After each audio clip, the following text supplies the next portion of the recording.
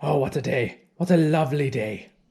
Right now in Dallas, it's around 50 degrees, probably 40 degrees actually. It started off this morning at 70 and tomorrow it's supposed to be in the 20s. So not a good time to plant anything outside. Okay, so as you just saw, it is not a good time to plant peppers outside, mostly because it's too cold and these seeds won't germinate.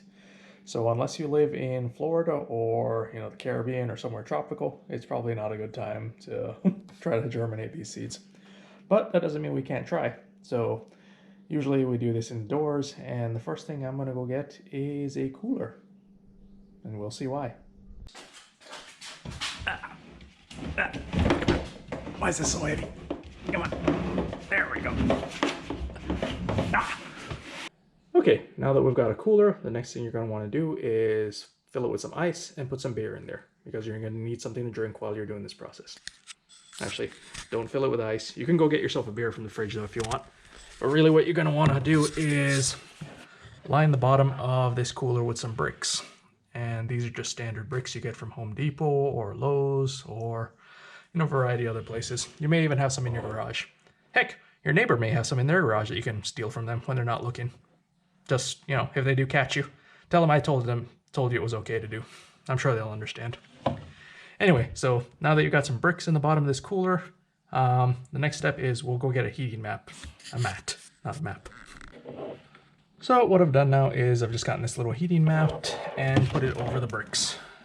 And what this is gonna do is it's gonna raise it off the floor of the cooler and keep it out of any water. And the bricks are just there to add some thermal mass. Obviously, as you can probably figure out right now, what we're trying to do is make sure that the seeds germinate. And pepper seeds and a lot of other seeds won't germinate unless they're at somewhere from 75 to 85 degrees, according to this. I know that they won't germinate under 80 degrees. So, as I mentioned before, it's pretty cold outside. If you try to plant these outside, they will not come up. And your house may be warm, but I don't keep my house at 85 degrees in the wintertime. It's just, I would go broke trying to do that. So I do keep it at 70, but I found that the plants still won't come up until it gets warmer. So this is the way to get around that, is by putting the seeds in this little cooler, using a heating mat, and then also using the bricks for some thermal mass to make sure that we retain some of that heat. So you can get these mats from a variety of places. I got this one, I think, from Amazon. They weren't too expensive, anywhere from, I think, 10 to 20 bucks, depending on which brand you get. They're pretty much all made in PRC, which is the People's Republic of China. I thought it was Puerto Rico and the Caribbean at first, but it wasn't. I'm just joking. I know it's China. Again, a lot of these are cheap little mats you can get, and they do help when you're trying to plant seeds. So, as I mentioned, we're just going to go ahead and put this in here. You just lay it on top of the bricks, make sure it's not touching anything, and I'll show you the next step. Okay, so next thing is we've got this little tray that we've filled with some peat moss mixture just for starting seeds. We've gone ahead and put it in this little tray that's used to start seeds, and then I've gone ahead and put another tray underneath it just to catch any water and residual dirt that comes off so it doesn't mess up the cooler. Sometimes I actually put two of these underneath just in case it has a leak, but go ahead and plant your seeds in here. I've given a little light misting of water, and next thing is we're going to put this in the cooler. Okay, so as you can see, I've gone ahead and put the tray in the cooler. So the tray is sitting on top of the little heating mat, and that is in turn sitting on those bricks. So as you see, the cord's running out, and we've gone ahead and plugged it in to start heating this thing up, and we'll give it a few minutes. So just for reference, in case you guys are wondering, I've got this little heat gun here, and it is registering around 61 degrees Fahrenheit. Yeah, 64 on the cooler.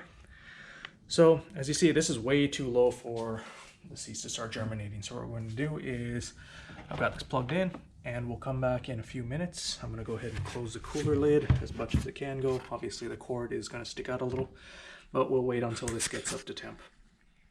Okay, so this cooler's been sitting here for a couple hours now. I let that little heating pad run until the ambient temperature inside the cooler was around 88 degrees. I like to get it to 88 degrees just because when I measure the temperature on the surface of the soil. It usually registers that, but it's probably a little bit cooler on the inside, so I like to make sure that everything's a little bit higher, and then that way the heat will transfer into the soil itself. So let's go ahead and check what the temperature is now. So let me open this up. So as I said, it's been a few hours. It's possibly been about, I lost track, about 3 hours, I think. So as you see, the temp is 85.5, which means so it's been keeping temperature pretty good. This is right in the zone of where you'd want your seeds to germinate. After I do this video, I'll probably have to reheat it again because I'm losing a lot of heat as I leave this thing open for this video. But usually when I get up to 88 degrees, what I'll do there is I'll just unplug it. I'll throw the cords off to the side there, and then I'll just close this up. And the reason I do this, guys, is just so that I don't have to keep running these heating pads all the time, especially when you're leaving the house.